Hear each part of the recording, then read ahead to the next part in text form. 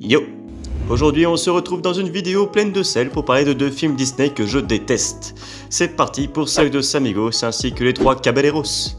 Ce premier, Saludos Amigos, c'est le sixième classique d'animation des studios Disney. Sorti en 1942, le film est un mélange de prises de vue réelles et de séquences d'animation se situant en Amérique du Sud. Saludos Amigos, dont le titre signifie Bonjour les amis en espagnol, est à la fois la première compilation de Disney et le premier film à être diffusé en Amérique latine, avant de l'être aux États-Unis. Le terme compilation désigne ici le regroupement de plusieurs courts-métrages d'animation afin de créer une durée totale proche d'un long-métrage. Et heureusement pour nous, ce film ne dure que 42 minutes. Il raconte le voyage d'agrément en Amérique du Sud d'un groupe d'artistes des studios Disney, dont Walt Disney lui-même. Le film comprend 4 courts-métrages reliés par des documentaires en prise de vue réelle.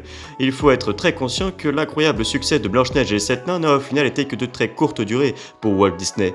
Le grave conflit en Europe coupe en effet sous le pied le moindre revenu financier de ses films, Pinocchio et Fantasia, ce que le seul territoire américain a été incapable de rentabiliser.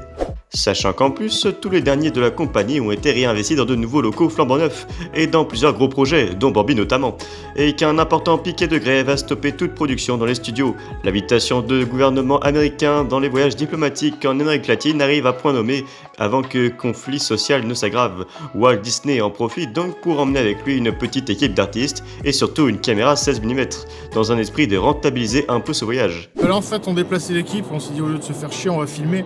On va faire des images, ça fera du gras. Le truc c'est que l'hélico on l'avait loué, ça a coûté un bras, donc on s'est dit on filme toute la journée, tout le temps, et on met dans le film, tant pis. Il faut faire 1h20, je te l'ai rempli. Il n'est au final qu'une sorte de grand film de vacances, où seules les personnes qui y ont participé s'émerveilleront d'en revoir les souvenirs, mais ennuyeux à mourir pour la famille et les amis, qui doivent subir pour faire plaisir. Certes, Saludos Amigos sort d'un grand studio d'animation, et n'a pas tout de même la même approche, mais tout de même, impossible de réellement y voir quoi que ce soit d'autre qu'une simple première compilation qui deviendront courantes durant les années 40. Ce n'est pas un énorme succès, comme la plupart des films qui suivront, et c'est donc pour cela que l'on parle de traversée du désert pendant cette période d'entre 1940 et 1950. Le scénario du film est clairement inexistant, et pour cause, ce n'en est pas un. Il vaut mieux le classer du côté des docu-fictions, où les représentateurs nous racontent les us et coutumes des autochtones, le tout agrémenté de petites parenthèses démonstratives et humoristiques. C'est d'ailleurs là qu'interviennent les courts-métrages de l'œuvre, sans doute les segments les plus intéressants de Saludos Amigos. Le film a aussi pour lui le fait d'être la première apparition des personnages de Dingo et Donald dans un long-métrage. C'est le seul et unique représentant des Walt Disney Animation Studios dans le genre docu-fiction.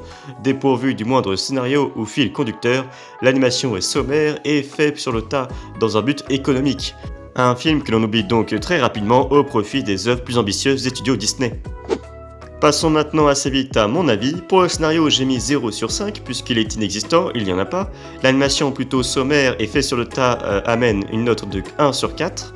La musique 1 sur 4 aussi, l'impact culturel 0 sur 2, personne ne se souvient de ce film.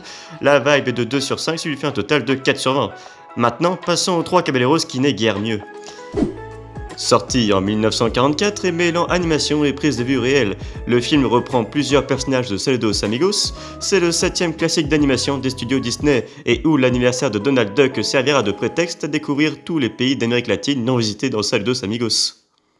C'est clairement la suite spirituelle de Saludos Amigos. On pourrait même dire que ce dernier n'était au final qu'un simple brouillon préparatoire qui n'avait pas besoin d'être porté à l'écran. À vrai dire, le résultat est meilleur que son prédécesseur qui ne pouvait justifier son existence que par un retour financier d'un voyage diplomatique. Contrairement à Saludos Amigos, ce film met en avant un élément essentiel absent de son aîné, un scénario.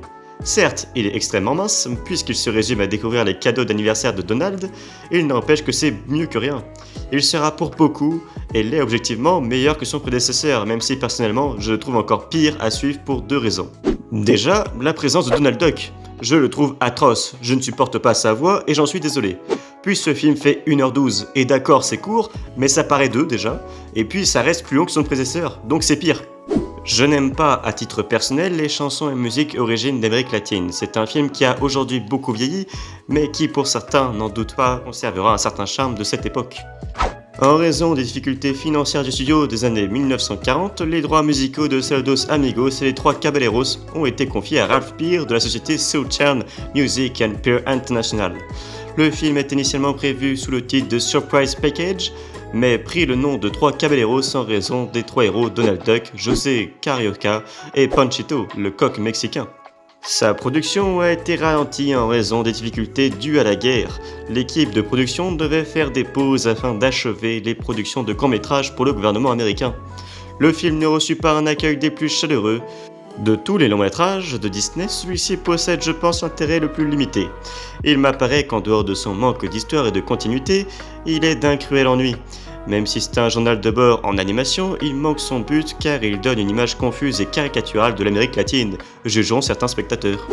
Le public semble indifférent et le film ne parvient pas à être rentable, générant un manque à gagner de 200 000 $ par rapport à son coût de production. Au scénario, j'ai mis 0,5 sur 5 parce qu'il y en a un, même s'il est très faible, il y en a un.